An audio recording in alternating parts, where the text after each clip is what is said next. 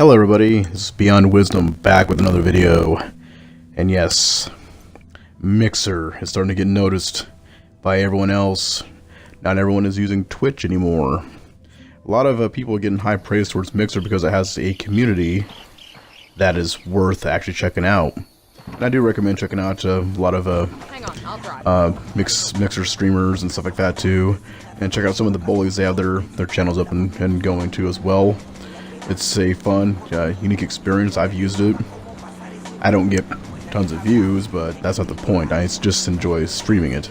But since he's clicked on this video and took a look at it, the topic of the day is an article by Julie Alexander from Polygon relating to Mixer. This is the title of her article. She goes, "Why is Mixer's community seen as more positive than Twitch and YouTube's?" Community says it has something to do with transparency. Conversation around harassment and toxicity in some of the biggest gaming communities has amplified in recent weeks as companies like Blizzard and Twitch try to figure out how to rid their games and platforms of the worst offenders. Mixer is being highlighted as a company doing things right. Mixer is Microsoft's streaming platform and competition to Twitch. It became the center of conversation last week after people on Twitter began pointing out to the company's strict, transparent outlines of what behavior is considered toxic and harassing. The rules aren't new, but the platform's clear outline of what it considers harassment became a new example in how we should handle vicious communities. Mixer's specific rules for harassment state that the following behavior can result in bans for streamers: using clips, audio files, or out-of-context quotes to mock or make fun of another community member, creating multiple accounts to evade channel bans, calling a streamer a cam girl or other derivatives referring to a person's physical features, submitting false reports about a streamer.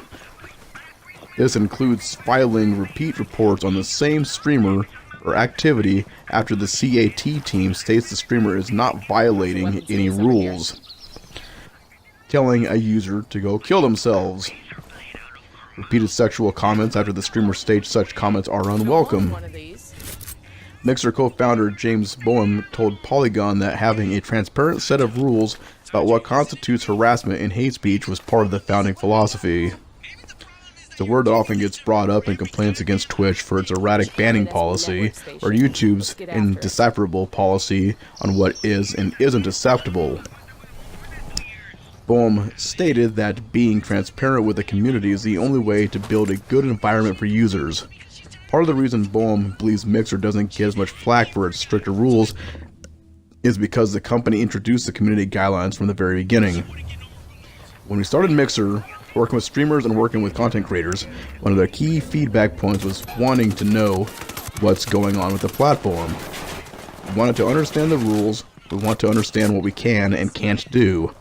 When we took to drafting our conduct in terms of service, we wanted to make it really clear what is okay and what wasn't. That way, we could build a community that everyone could partake in. They knew the rules, knew how to behave.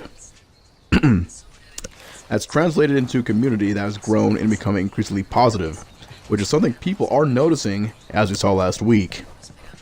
Multiple threads on different streaming subreddits featured testimonies from Twitch streamers who decided to give Mixer a try and found it to be an overall positive experience. One Mixer streamer, who goes by Leo Game Magic on Reddit, wrote about his experience he's been having on Twitch just for over a year, but decided to give Mixer a try after a colleague told him about the platform. And I quote, "I streamed on Mixer last night for 4 hours.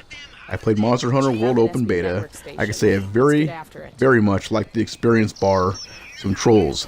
I had to mod a couple of people quick. Some of my friends from Twitch dropped in to watch, and soon we had around 25 to 30 viewers, all interacting.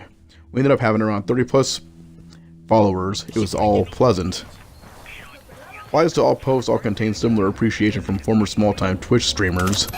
We jumped over to Mixer. Mixer's positivity could be attributed to its smaller size. Mixer has 10 million active users a month, a number that pales in comparison to YouTube's 1.5 billion, and Twitch has more than 100 million active users. It's nearly impossible for YouTube to keep an eye on all of its users, which is partly why the company relies so heavily on machine learning algorithms and is currently building a 10,000 person moderation team. Twitch has similar issues, and it heavily relies on users to report infractions. There are no time restrictions regarding when a report can be made. So if you find older content that you believe violates our community guidelines, please use the report button on the respective channel page, a Twitch representative told Polygon.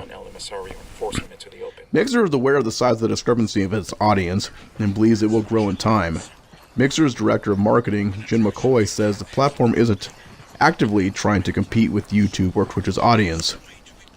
We don't look at it as how do we beat one of our competitors, McCoy said.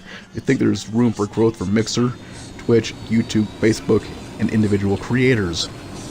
Mixer isn't trying to build its audience, but the company is also looking to add streamers to its partner program on some of the platform's most popular creators like Twitch and YouTube that allows people to earn monetization from their streams and videos. Personalities can make a serious dough are being eyed in the wake of Logan Paul, one of YouTube's most notorious creators who dropped from Google preferred and YouTube's AdSense programs after a series of disturbing offensive videos.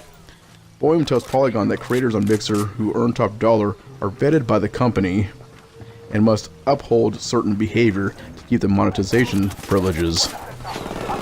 Off-platform behavior is the biggest conversation happening in the streaming industry right now. Jeff Kaplan from Overwatch and his moderation team will look at YouTube videos to see if players are being toxic and taking action. Twitch announced that it'll take off-platform harassment directed at Twitch streamers as a violation part of its code and act accordingly. Boehm confirms that action won't be taken against Mixer streamers who exhibit negative off-platform behavior. YouTube and Twitch are beginning to do similar things. YouTube is changing how videos that run through Google's preferred program are given affiliate statuses. The biggest question is what happens if and when Mixer's audience continues to grow at a substantial rate. You know what happens when Mixer gets too big? That's exactly what happened to YouTube and Twitch. Okay, this appears to be the era of free for all in online streaming, and it is slowly coming to an end. Well, this article is a fun read. I suggest you read it, or if you've made it towards the end of the video. I read most of it, but it states really cool things about Mixer. Mixer's got a strong community that actually doesn't tolerate trolls or anything else. It lets you have a fun time streaming on the platform, which is a good thing. I'd like for you guys to sound off in the comments or just hit me up on Twitter with your opinion on this video. And thanks again, as always, for stopping in, and enjoy your night.